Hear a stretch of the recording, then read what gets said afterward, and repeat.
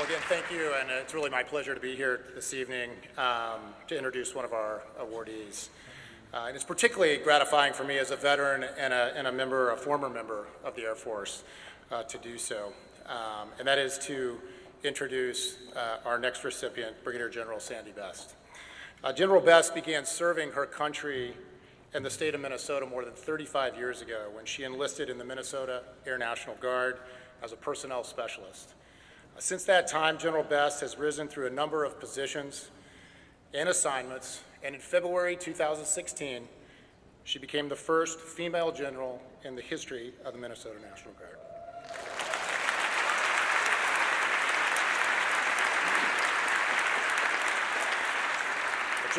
General Best is currently the Chief of Staff for the Minnesota Air National Guard, where she's responsible for command, supervision, oversight, and leadership for both the 133rd Airlift Wing and the 148th Fighter Wing.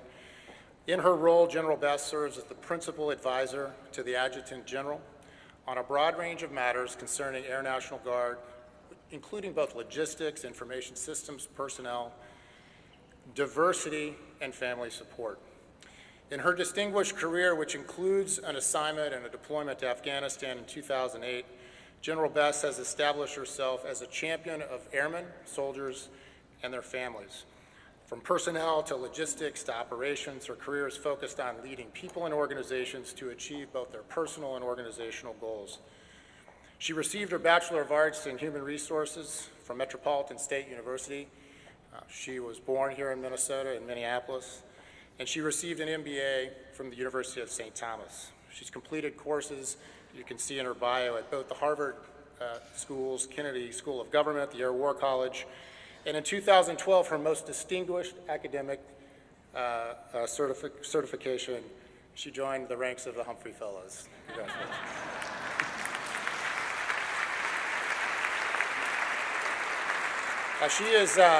She is described by her peers and the people she works with as passionate, inspiring, intelligent. She's decisive, she's persuasive, and she is always optimistic. She's known for her humility and her quiet perseverance, which she has used to ensure that more and more women are elevated to positions of leadership within the Guard. And as she has stated on many occasions, while she's honored to be the state's first woman general, she most certainly won't be its last. General Best, we thank you for your service to our country, the state of Minnesota. We thank you for your passionate support and leadership for the men and women in uniform. And we finally thank you for serving as a role model for those of us who seek to grow and advance women leaders in our organizations as well. So we're pleased to give you this award. Thank you.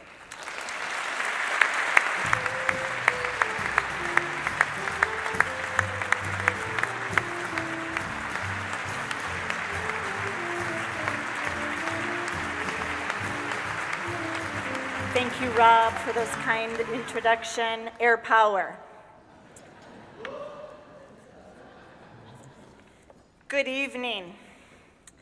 When Dean Laura Bloomberg informed me that I was going to be recognized by the Humphrey School of Public Affairs and presented the Humphrey Public Leadership Award, my first thought was, why me? What in the world have I done to deserve this recognition? Certainly, I was and am humbled and honored, but it caused me to reflect and consider how in the world did a kid from Northeast Minneapolis get here?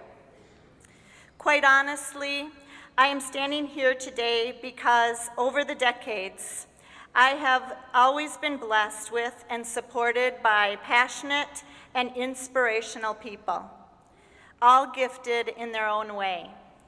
My parents always fostered a positive, hardworking, can-do attitude. My colleagues and leaders in the Minnesota National Guard, several of them here in attendance tonight, believed in me, challenged me, and trusted me with ever-increasing responsibility. The educational institutions that I attended provided rock-solid foundation, specifically the Humphrey Policy Fellows program. With deep roots in Minnesota's civic community, This program expanded my horizons, broadened my understanding of bipartisanship, inclusiveness, and the quest for common good solutions to public challenges, and really served as a capstone to my formal education. An added and unexpected benefit of the Policy Fellows program, led by Professor Larry Jacobs and Kate Semino, was the gift of an incredible wealth of talented, intellectually stimulating new friends from extremely rich and diverse backgrounds. Finally, I would be remiss if I did not also recognize my family and friends, my most avid supporters. An extra special shout out to my husband, Steve, who always has my back. In addition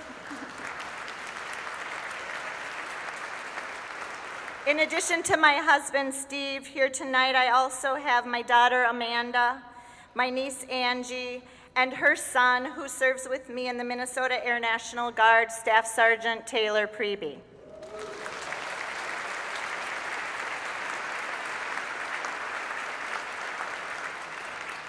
It is my nature to lead with integrity and hard work, very hard, but hard work alone does not guarantee professional success.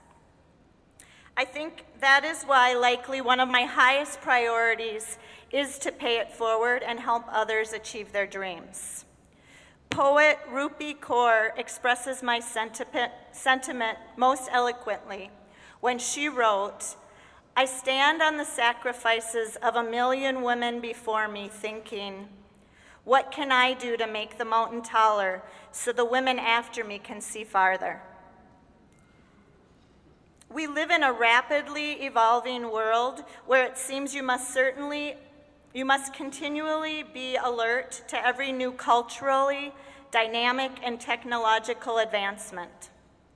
I worry that it is becoming more and more difficult for some of us to realize our goals. And so I'm passionate about mentoring and assisting men and women get ahead. I am equally passionate about initiatives to diversify the force, encourage and empower women and minorities, ultimately ensuring equity and inclusion for all.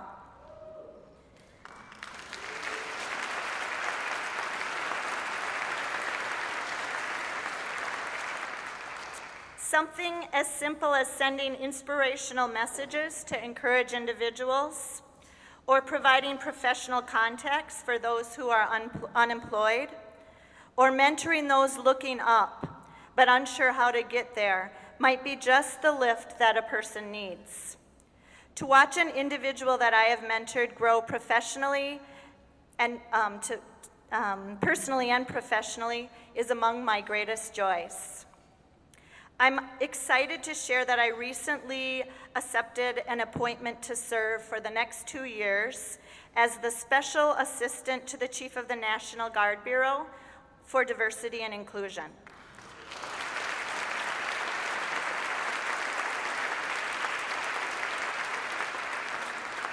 In this capacity, I will spend significant time in Arlington, Virginia, working to positively influence cultural change and advocating for equity, diversity, and inclusion throughout the 54 states and territories of the National Guard.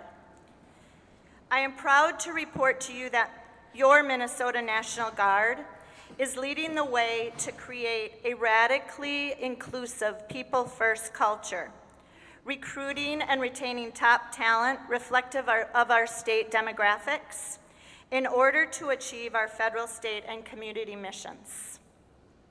Thank you, Dean Bloomberg, staff, professors, and leaders of the Hubert H. Humphrey School of Public Affairs, and our community partners that make this one of the country's most respected public affairs leadership experiences.